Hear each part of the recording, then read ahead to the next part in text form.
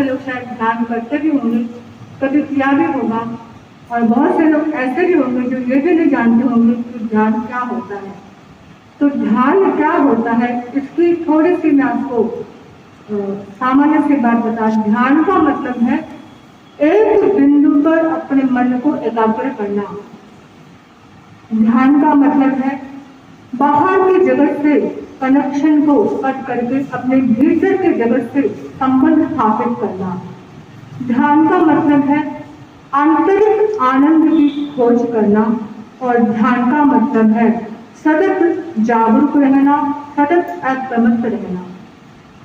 ध्यान हम एक जगह बैठ के भी कर सकते हैं, चलते फिरते काम करते भी कर सकते हैं। परम पूज्य आचार्य श्री महाप्रज्ञ जी ने प्रेक्षा ध्यान की जो पद्धति दी है वो आज हमारे पूरे विश्व में बहुत ही प्रचलित, बहुत ही चर्चित, और कितने कितने लोग उस प्रेक्षा ध्यान के प्रयोगों के माध्यम से अपने जीवन की दिशा को मोड़ रहे हैं।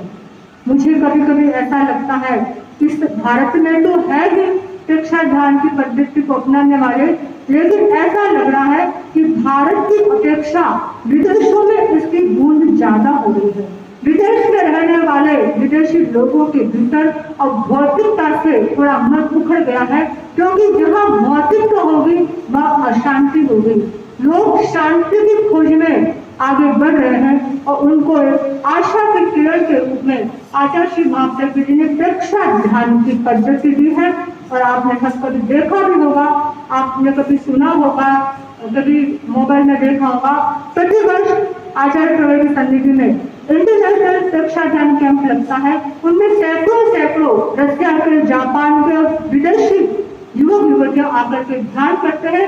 वहां पे अपने स्थान पर सेंटर खोल लेते हैं, वहां समिति जाकर उनको आराधना साधना करवाती है। इस प्रकार प्रेक्षा ध्यान के जो प्रयोग है वो हमारे जीवन में तनाव मुक्ति के लिए बहुत कारगर सिद्ध होते हैं। हर व्यक्ति शांति चाहता है और तनाव मुक्ति चाहता है, लेकिन फिर भी तनाव के भीतर हम रहते हैं। इसके लिए हम छोटे छोटे भी प्रेक्षा ध्यान के प्रयोग करें तो हम तनाव से मुक्त जीवन जीना सीख सकते हैं। तो आप 10 मिनट, 7 मिनट, 15 मिनट के लिए मेरे ध्यान में बैठना चाहिए। हर व्यक्ति को ध्यान को अपने दिनचर्या का अंग बनाने का प्रयास करना चाहिए। ज्यादा नहीं, कम से कम 5 मिनट, 10 मिनट, जिसके पास ज्यादा समय है, जिसको रुचि है, 15 मिनट, 30 मिनट। और ये भी नहीं कर सके तो एक प्रयोग आचार्य ने बताया है भावक क्रिया का। भावक क्रिया का प्रयोग भी ध्यान का, प्रेक्षा ध्यान का प्रयोग है। भावक क्रिया का मतलब होता है क्या? जिस समय जो काम करते हैं उस समय उसी काम में दत्तचित्त होना। आप खाना खा रहे हैं तो सिर्फ खाना ही खा रहे हैं, आपके हाथ में मोबाइल नहीं होना चाहिए, आपके हाथ में किताब नहीं होनी चाहिए, आपके पास आसपास जंगल नहीं होना चाहिए जो आपको आपके साथ बातों की शेयरिंग करे। ये भी आपका ध्यान का प्रयोग हो सकता है। आपकी दुकान पर बैठे हैं, कोई लेखा पट्टी का काम कर रहे हैं, उसमें सिर्फ आपको उसी में दत्तचित्त होना चाहिए, वो भी आपका ध्यान हो सकता है।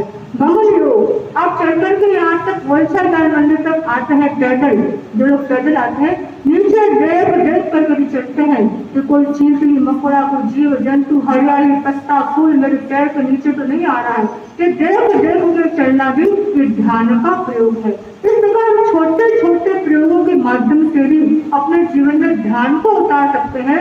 और भावक क्रिया का ऐसा सुंदर प्रयोग है, पातंजलि योग दर्शन में भी इसका उल्लेख मिलता है। जिस समय जो काम करें उस समय चित्त और शरीर, मन और शरीर का दोनों का योग एक जगह होता है तो उसका हमें सेल्फ प्रेजेंट लाभ मिलता है। अन्यथा हम देखते हैं कितनी बार काम कुछ और करते हैं, मन कहीं और होता है, तो काम सुधरने की बजाय बिगड़ जाता है। हमारा कितना समय जो लगना था उससे ज्यादा समय लगता है, जितना पैसा लगना था उससे ज्यादा पैसा लगता है, नुकसान हो जाता है। तो हम इस चीज का ध्यान रखें कि जिस समय जो काम कर रहे हैं उस समय मन के साथ साथ शरीर की क्रिया का साथ मन का, चित्त का भी योग रहे। तो हम सब ध्यान को, क्योंकि ये एक दिन में करने की बात ही मैंने थोड़ा सा बताया है, ये तो पढ़ करके आचार्य के साहित्य को पढ़ करके आप जान सकते हैं कि कैसे हम ध्यान को अपने जीवन की दिनचर्या का अंग बना सकते हैं। आत्म साक्षात्कार ध्यान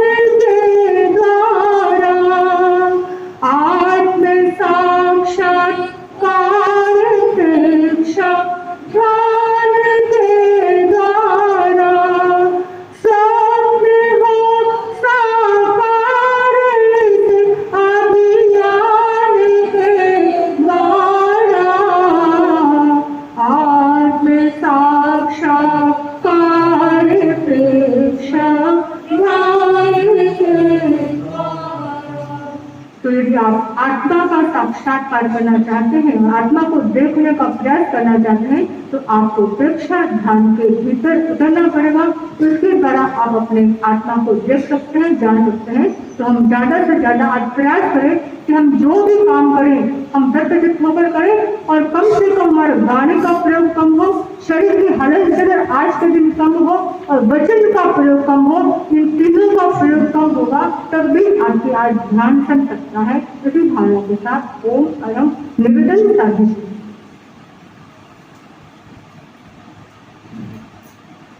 आराध्य के चरणों में नमन। उपस्थित सभी जन भाइयों और बहनों,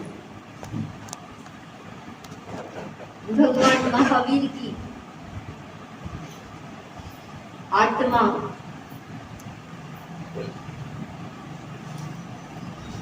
विश्वभूति के रूप में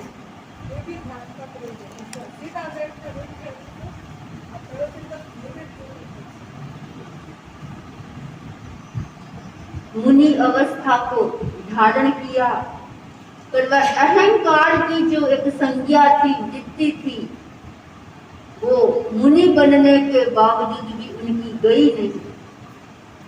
एक वाक्य ने उनको उद्वेलित कर दिया कि कहाँ गई तुम्हारी वह शक्ति। कल सुना था ना, किसने कहे थे ये वाक्य मुनि को? उसके ही बड़े पिताजी के बेटे ने यानी भाई ने ये वाक्य कहे कि कहाँ गई तुम्हारी वो शक्ति जो तुम हमको पेड़ की तरह उखाड़ने वाले थे। एक गाय की थोड़ी सी टक्कर से तुम गिर गए। मुनि को इतना भयंकर गुस्सा आया, इतना भयंकर क्रोध आया, क्योंकि जब व्यक्ति आवेश में आता है उसे ध्यान नहीं रहता कि मैं कहाँ हूँ, क्या बना हुआ हूँ। इसलिए बहुत बार एक ध्यान का आज ध्यान दिवस है, और ध्यान दिवस पर या ध्यान के विषय में प्राय ये बातें कही जाती है कि मैं कौन हूँ, इसकी हम पहचान करें कि मैं कौन हूँ। लेकिन मैं कौन हूँ इसको जानने से पहले भी हमें यात्रा करनी पड़ेगी। किसकी? मैं कहाँ हूँ, मेरी चेतना किस स्तर पर काम कर रही है, किस दिशा में मेरी चेतना अभी बह रही है। अगर पहले आप ये यात्रा नहीं करेंगे तो मैं कौन हूँ वहां तक कहाँ कैसे पहुंचेंगे। मेरी चेतना नाभि केंद्र पर काम कर रही है, मेरी चेतना आनंद केंद्र पर काम कर रही है, या मेरी चेतना दर्शन केंद्र, ज्ञान केंद्र या ज्योति केंद्र पर काम कर रही है। जब आप इसको जानेंगे कि मैं किस लेवल पर हूँ, कहाँ हूँ, ये अगर आप जानना शुरू कर दिए तो फिर वह दिन दूर नहीं है कि मैं कौन हूँ उसकी पहचान आपके पास है। क्यों? क्योंकि मैं कौन हूँ इसको जानना बड़ा एक महत्वपूर्ण है, लेकिन उससे भी महत्वपूर्ण है मैं कहाँ हूँ। क्योंकि केवल ऊपरी शब्दों का ज्ञान, केवल ऊपर की बातों का ज्ञान होता है तो व्यक्ति न मुनित्व का स्वाद ले सकता है, न साधना का स्वाद ले सकता है, न जो कुछ काम कर रहा है उसका स्वाद ले सकता है। इसलिए हमें मूल का ज्ञान होना चाहिए। एक व्यक्ति, ग्रामीण व्यक्ति था, संयोग से पढ़ाई लिखाई कर दी, शहर चला गया, बड़ी अच्छी नौकरी लग गई, ऑफिसर बन गया। अब घर वाले नितांत ग्रामीण, वो आकर बात बताता, जब कभी देहात में आता कि वहाँ ऐसा है कि होगी आपकी ऑफिसरी, मुझे क्या लेना देना, मैं तो यही चिल्ला चौकी करने में फंसी हुई हूँ, मुझे आपके शहर का आनंद कब मिलेगा। और इधर वो ऑफिस के जो आसपास लोग थे वो भी बार बार ऐसे कहते थे कि कभी तो भाभी जी को लाओ, कभी तो भाभी जी से हमें मिलाओ। तो एक दिन उनका मन हो गया कि सही कह रहे हैं, जब तक मैं इसको गांव से शहर नहीं लेकर आऊंगा ये शहर का रहन सहन कैसे सीखे, कैसे ये जानेगी। तो लेकिन दिक्कत क्या समस्या क्या, न तो शहर की भाषा जानती है, न शहर का तौर तरीका जानती है, और वहां जाके मेरी और इंसल्ट नहीं करते। इसलिए जब उसका मन हो गया कि इसको शहर लेकर जाना है, तो पहले से ही उसको थोड़ा पाठ पढ़ाना शुरू कर दिया। क्या कि देखो तुम वहां जाओगे, कोई पूछेगा क्या करेगा, तो तुम पूछो, तुमसे कोई पूछेंगे कि ये कौन है मेरे बारे में, तो क्या कह दूंगा मेरा आदमी है। तो ऐसे मत बोल देना वहां, तो क्या कहना कि वहां ऐसा कहना कि ये मेरे हस्बैंड है। अब बेचारी रटती गई रटती गई रटती गई। अब मूल का ऊपर का ज्ञान तो ऊपर का ज्ञान ही होता है, मूल का ज्ञान ही होता है। फिर उसके मन में आया कि कभी किसी ने इससे पूछ लिया कि तुम क्या हो, तुमके क्या लगती हो, तो बोले बताओ क्या कहोगी, कि कह दूंगी मैं अभी लुगाई हूँ। ऐसे मत बोल देना, तो क्या ऐसे बोलना मैं इसकी वाइफ हूँ। बोले ये वाइफ और ये हस्बैंड ये क्या होता है पता नहीं। बेचारी तो भी रटती गई रटती गई रटती गई। फिर शहर पहुंच गई। शहर पहुंचने के बाद एक दिन कोई मीटिंग हो रही थी या पार्टी हो रही थी, तो सब हंस हंस के बातें कर रहे थे, और उस ऑफिसर ने कहा कि ये मेरी घरवाली है, ऐसा बता के परिचय देके वो तो और किसी व्यक्तियों से मिलने लग गया। और एक पढ़ी लिखी महिला उसके पास आई और पूछा कि तुम कौन हो, नाम बताया। फिर बोला कि वो तुम्हारे जो हमारे ऑफिसर है वो क्या लगते हैं। अब उसको बताया हुआ था, पर वो हस्बैंड तो भूल गई और क्या बोली ये मेरे हैंडपंप है। वो बेचारी कभी सुना नहीं कि ये कौन सा संबंध होता है, ये तो मैंने कभी नाम सुना ही नहीं कि ये हैंडपंप कौन होते हैं। फिर बोला कि चलो इसको समझ में नहीं आया होगा, तो फिर वापस पूछा कि भाई तुम उसके क्या लगती हो। वो बेचारी वाइफ तो भूल गई, बोले मैं इसकी पाइप हूँ, मैं इसकी पाइप हूँ। यानी क्या हुआ, ये ऊपर का ज्ञान होता है तो वो हस्बैंड भी भूल जाती है, वाइफ भी भूल जाती है, और उसकी जगह हैंडपंप और पाइप आ जाता है। तो मूल का ज्ञान है कि मैं कौन हूँ, ये बहुत अच्छी बात है वो जानना, लेकिन उससे पहले हम ये जाने कि मेरी चेतना किस स्तर पर काम कर रही है, मैं किस दिशा में जी रहा हूँ। मुनि बनने के बावजूद भी लेशाओं का परिवर्तन होता रहता है। तो उस मुनि के भी उस समय अहंकार के भाव इतने आए, अशुभ लेशा में चला गया, और उसी समय उसने निदान किया। क्या साधु को निदान करना नहीं का लगता है। निदान का मतलब क्या होता है पता है, क्या होता है निदान। हमारी पुरानी बहनें जिसको मारवाड़ी में बोलती होगी नियाना, नियाना नहीं करना, निदान नहीं करना। निदान का मतलब होता है अपनी तपस्या को बेच देना। जितनी तपस्या है उसको उसका फल इतने में कर देना, बेच देना। उस मुनि ने भी निदान कर दिया कि अगर मेरी तपस्या का फल है तो मैं अगले जन्म में इसको मारने वाला हूँ। कितनी बड़ी एक घातक चीज। मुनि दर्द स्वीकार करने के बावजूद भी जब चेतना पर हमारा अनुशासन नहीं होता है, तब ऐसी दुर्घटना ही बोल दो एक तरह से होती है। निदान कर दिया। आयुष्य पहले अच्छा बंधा हुआ था, देवलोक में पैदा हुआ, विश्वभूति का जीव, और वहां से मर करके और फिर पोतनपुर के राजा प्रजापति, जिसकी दो रानियां थी भद्रा और मृगावती। तो भद्रा की कुक्षी से तो अचल नामक बलदेव, जो हमारी वर्तमान अवसर देने की जो 24 है उसमें प्रथम बलदेव कौन बने, अचल। और उसी राजा की दूसरी रानी मृगावती, उसकी कुक्षी से कौन पैदा हुए, ये महावीर की आत्मा जो विश्वभूति का जीव था, वो श्री कृष्ण वासुदेव के रूप में उन्होंने जन्म लिया। और हमारी एक जैन धर्म का एक तरह से कह दे, नियम कह दे, या ऐसा होता है कि हर युग में प्राय वासुदेव जो होते हैं वो प्रति वासुदेव को मारने वाले होते हैं। हमने देखा, सुना, जाना, कृष्ण ने किसको मारा था, कंस को, क्योंकि कृष्ण वासुदेव थे और कंस प्रति वासुदेव थे। तो ये जो कृष्ण है वो वासुदेव है। वासुदेव के रूप में उन्होंने जन्म लिया। और वासुदेव का बल कितना होता है, वासुदेव का बल इतना होता है कि वो बड़े से बड़े पर्वतों को, पहाड़ों को एक हाथ की मुट्ठी से गिरा सकता है। इतना बल वासुदेव में होता है। दोनों भाई और बलदेव और वासुदेव का प्रेम भी इतना अटल होता है कि हमारे इतिहास में हम सुनते हैं कि जब वासुदेव का महाप्रयाण कहने में मृत्यु हो जाती है तो बलदेव 6 महीनों तक उसको कंधे पर लेकर घूमते हैं। मोह के कारण वह ये जान नहीं पाता कि मेरे भाई का स्वर्गवास हो गया। इतना दोनों भाइयों में मोह होता है। दोनों भाई आपस में प्रेम से रह रहे थे। इसी बीच अश्वग्रीव जो प्रति वासुदेव था इतना शक्तिशाली और उसके मन में यह अहंकार हो गया कि मैं किसी के द्वारा भी अपराजेय नहीं हूं, मैं हर एक को हरा सकता हूं, मुझे कोई नहीं हरा सकता। इतना अहंकार उसके मन में हो गया।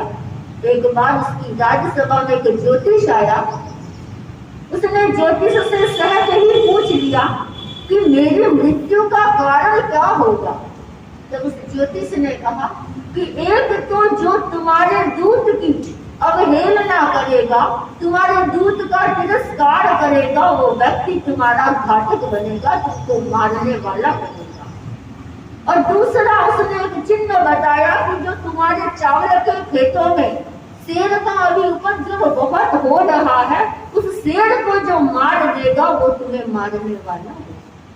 ये सुनते ही भले कितना ही शक्ति से शक्तिशाली पुरुष हो, मौत की बात सुनते तो हर एक के हाथ पांव कांपते हैं। डरने लगा कि ऐसा कौन व्यक्ति है, अब खोज कैसे करवाए। तो उसने क्या किया, अपने दूत को भेजा राज्यों में। ऐसे करते करते वो दूत कहाँ गया, कोतनपुर नरेश राजा प्रजापति जो कृष्ण वासुदेव के पिताजी थे उनकी सभा में गया और पूछा कारण क्यों आए। तो बोले कोई खास कारण नहीं है, ऐसी श्री जो होते हैं वो भयंकर, उनको क्रोधित स्वभाव वाले होते हैं, बात बात में उनको गुस्सा आ जाता है। श्री कृष्ण ने ये सुना और कहा कि कुछ कारण नहीं और ऐसे ही आ गए। तो सभा में तो बोला नहीं और बाहर आकर उसने दूत का इतना भयंकर तिरस्कार किया। ये बात दूत ने जाकर राजा अश्वग्रीव को बताई। अश्वग्रीव को पता चल गया, क्योंकि एक संकेत तो मिल गया। मुनि ने क्या कहा था, ज्योतिष ने क्या कहा था कि जो तुम्हारी दूत का तिरस्कार करेगा वो तुम्हें मारने वाला होगा। अब दूसरा संकेत जो था उसकी भी खोज करनी बाकी थी। तो अश्वग्रीव प्रति वासुदेव के यहाँ खेतों में एक शेर निरंतर एक भयंकर उपद्रव मचा रखा था। प्रतिदिन पता नहीं कितने व्यक्तियों को वो मारता। तो राजा ने क्या किया, बारी बारी से जितने पड़ोसी राज्य थे उनकी एक बारी लगा दी कि आज तुम्हारी बारी है खेत की रक्षा करने की, आज तुम्हारी बारी है खेत की रक्षा करने की। तो उस बारी के अंतर्गत किसका क्रम आया, प्रजापति, कोतनपुर नरेश प्रजापति का नंबर आया। वेदों को पता चला तो दोनों बलदेव और वासुदेव ने कहा कि हमारे रहते आप जाओगे, हमारी परीक्षा की घड़ी है, हम जाएंगे, आप आराम से रहो।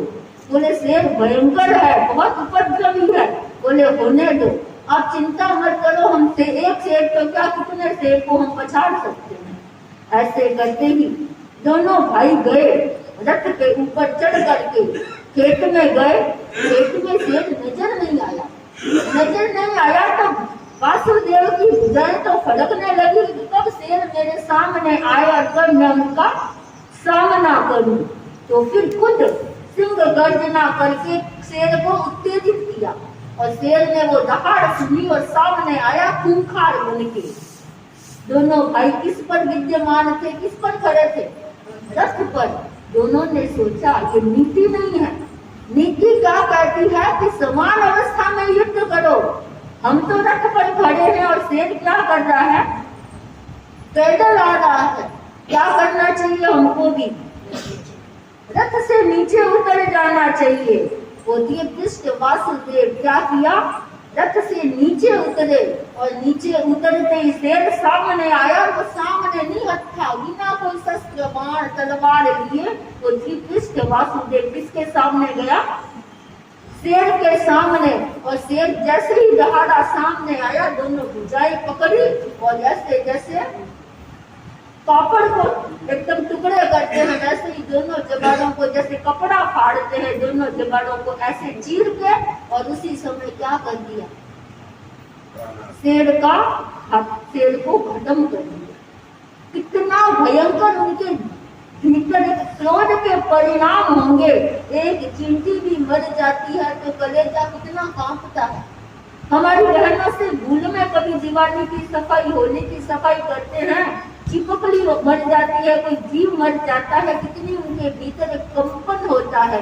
पर वासुदेव जिसके भीतर इतने क्रोध के भाव और बल भी था, शेर को ऐसे फाड़ दिया। ये सूचना किसके पास पहुंची, अश्वग्रीव के पास। दूसरा संकेत भी मिल गया उनको कि मेरी मृत्यु का यही कारण बनेगा।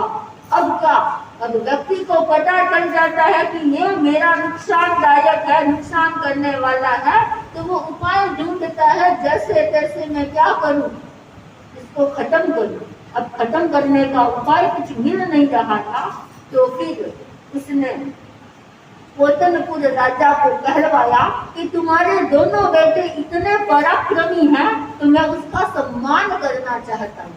क्योंकि उसके मन में एक चाल थी कि वो आएंगे और उसके बहाने इसको कुछ न कुछ करके मार गिराएंगे। पोतनपुर को कहलवाया कि आप अपने बेटों को भेजें और हम उसका राजकीय सम्मान करेंगे। आपके पुत्र इतने बलशाली, जो वर्षों से खेत में शेर का आतंक था, उस आतंक को किसने मिटाया, आपके पुत्र ने मिटाया। जैसे ये सूचना पोतनपुर नरेश के पास पहुंची, राजा ने पुत्रों से कहा भाई सम्मान करने के लिए आपका निमंत्रण आया है। उसने वापस क्या करवाया श्रीकृष्ण ने कि ऐसे कायर राजाओं के हाथों से मुझे सम्मान नहीं लेना, जो एक शेर से प्रजा की सुरक्षा नहीं कर सकता। वर्षों से शेर का आतंक राज्य में रहा, उसके लिए बारी बारी लगाई गई अन्य राजाओं की। तो जो एक राजा शेर से अपनी प्रजा की रक्षा नहीं कर सकता, ऐसे कायर निकम्मे राजा के हाथ से मुझे सम्मान नहीं लेना। अब अश्वग्रीव करे क्या, उसने युद्ध की रणभेरियां बजवा दी। युद्ध हुआ आमने सामने और युद्ध होकर के पता है शक्तिशाली तो कौन था, श्री कृष्ण वासुदेव। और हम मानते भी ये बताया भी कि हर युद्ध में वासुदेव होता है, वो प्रति वासुदेव को मारने वाला होता है। उसने सुदर्शन चक्र चलाया और प्रति वासुदेव का उस युद्ध में क्या किया, नानांत कर दिया, खत्म कर दिया उसको, अश्वग्रीव को। ऐसे करते करते और श्री कृष्ण वासुदेव की एक प्रवृत्ति होती है कि वो जो काम कर कह देते हैं, और अगर वो काम नहीं करते हैं कोई व्यक्ति, तो उनके मन में दया नहीं होती है, वो उसी समय लोगों को खत्म कर सकता है। इतना क्रूर परिणाम होते हैं वासुदेव के। तो एक बार क्या हुआ, ये निदान जो उसने किया था, किसने, उस मुनि ने, कि मेरी साधना